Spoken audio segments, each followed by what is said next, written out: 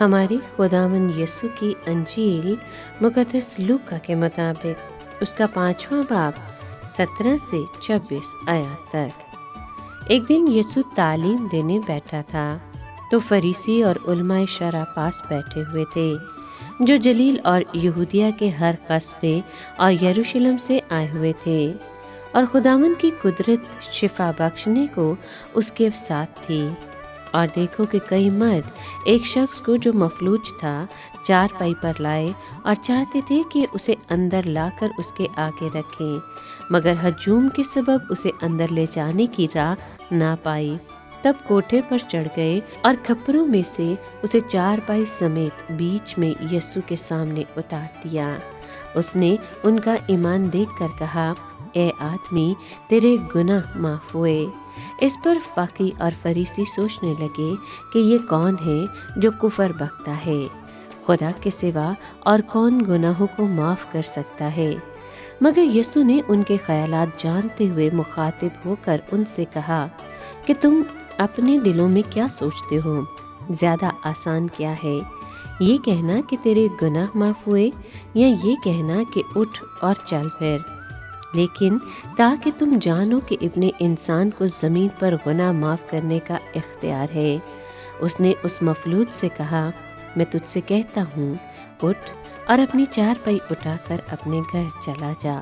اور وہ فوراً ان کے سامنے اٹھا، اور جس پر پڑا تھا اسے اٹھا کر خدا کی تمجید کرتا ہوا اپنے گھر چلا گیا۔ تب وہ سب نہایت حیران ہوئے اور خدا کی تمجید کرنے لگے، اور بہت ڈر گئے اور کہنے لگے کہ آج ہم نے عجیب باتیں دیکھی ہیں۔ پاک کلام کے پڑھے اور سنے جانے پر خداوند کی برکت ہو، خدا کا شکر ہو۔ عزیز دوستو، آج کے کلام میں ہم نے سنا کہ جیسے جیسے یسوع کی خدمت کا چرچا پھیلتا گیا، فریسی اور شرع کے معلم زیادہ ہی مخالف ہوتے چلے گئے۔ یہاں ہم دیکھتے ہیں کہ وہ گلیل کے ہر حصے سے جمع ہو گئے، اور ان کا مقصد یہی تھا کہ اس کے خلاف کوئی الزام ڈھونڈے، اور خداوند کی قدرت شفا بخشنے کو اس کے ساتھ تھی۔ حقیقت میں تو شفا کی قدرت یسوع میں ہر وقت ہوتی تھی، مگر حالات ہمیشہ سازگار نہیں ہوتے تھے۔ وہ لوگوں کی بے ایمانی کے باعث بہت سے معجزے نہیں دکھا سکتا تھا۔ اب 4 آدمی ایک مفلوج کو چارپائی پر ڈال کر اس کے گھر تک لے آئے، جہاں یسوع تعلیم دے رہا تھا، مگر بھیڑ کے سبب وہ یسوع تک نہ پہنچے۔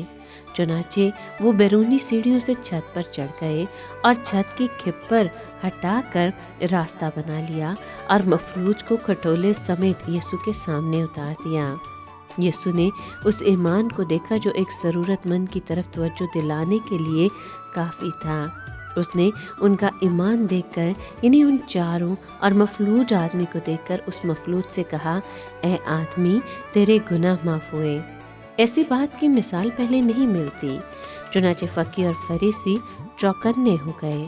وہ جانتے تھے کہ خدا کے سوا اور کوئی گناہ معاف نہیں کر سکتا۔ وہ یسوع کو خدا ماننے پر آمادہ ہی نہیں تھے۔ چنانچہ انہوں نے شور مچایا کہ یہ کفر بکتا ہے۔ اس پر خداوند نے ان کو ثبوت دینا شروع کیا کہ میں نے اس کے گناہ واقعی معاف کر دیے ہیں۔ پہلے تو اس نے ان سے پوچھا کہ آسان کیا ہے، یہ کہنا کہ تیرے گناہ معاف ہوئے، یا یہ کہنا کہ اٹھ اور چل پھر؟ ایک لحاظ سے تو یہ دونوں باتیں کہنا یکساں آسان ہے، لیکن ان کو کرنا آسان نہیں ہے، کیونکہ انسانی طور پر دونوں ہی ناممکن ہے۔ یہاں نقطہ یہ معلوم ہوتا ہے کہ تیرے گناہ معاف ہوئے کہنا آسان ہے، کیونکہ کسی طرح بھی ثابت نہیں کیا جا سکتا کہ واقعی معاف ہو گئے ہیں۔ لیکن اگر یہ کہا جائے کہ اٹھ اور چل پھر، تو سب دیکھ سکتے ہیں کہ مریض شفا پا گیا۔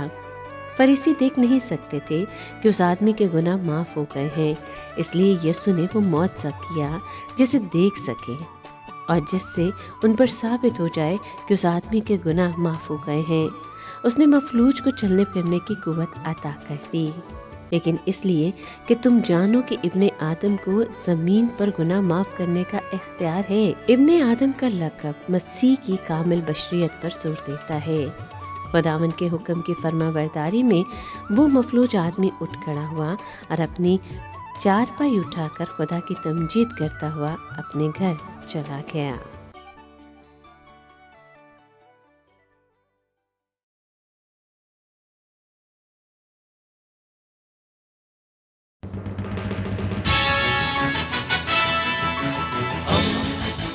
दोस्ती का पैगंबर रेडियो वेरितास एशिया।